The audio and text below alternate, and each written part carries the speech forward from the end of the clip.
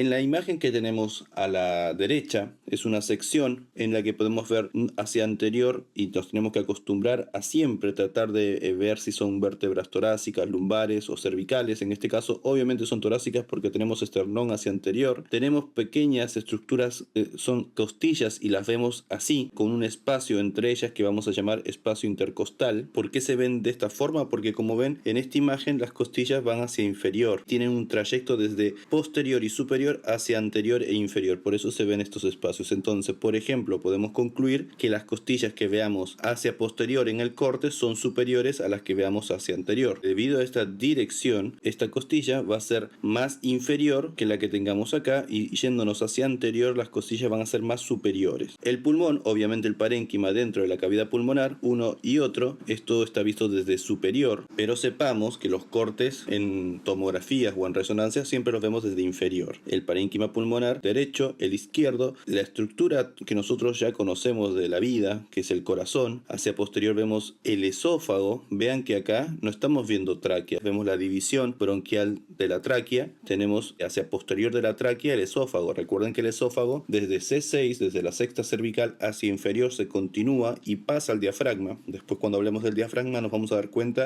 si bien es cierto, es parte del límite inferior del tórax, va a tener unos hiatos, y esos hiatos son atravesados por estructuras que continúan hacia la cavidad abdominal. Y tenemos también estructuras vasculares como la aorta. Estas cosas son gigantes, por eso las estoy marcando ahora para que ustedes ya se vayan adaptando a estos nombres que vamos a nombrar constantemente. Y obviamente ahora sí podemos decir que debido a la interacción de la costilla con la vértebra, podemos decir entonces que sería una vértebra torácica. En la imagen que tenemos inferiormente y a la derecha, tenemos eso que yo les comentaba previamente, que esa diferencia de presión es necesaria para que en esta delgada lámina existe un líquido que se llama líquido pleural, que mantiene como si fuesen dos hojas de vidrio pegadas las dos pleuras, tanto la visceral, que es la que está pegada al parénquima, como la parietal, que es la que está asociada a una fascia que se va a llamar fascia endotorácica, que lo vamos a ver en una segunda imagen. Antes de pasar a la siguiente imagen, es importante entonces siempre, de ahora en más, y en cuello también lo venimos haciendo, pero desde tórax y abdomen es fundamental siempre cuando vemos un corte más o menos asociar a qué altura estamos. Lo ideal es ponerle directamente el número de vértebra al cual nos hacemos referencia, pero como este esquema es introductorio, simplemente vamos a darnos cuenta que, como dijimos, no tenemos tráquea. Eso quiere decir que los bronquios ya se dividieron y vemos el esófago en contacto con la cara posterior de la aurícula izquierda del corazón. Podemos llegar a pensar que el corte está más a este nivel que un nivel superior, ¿sí? Entonces podemos decir que vemos un corte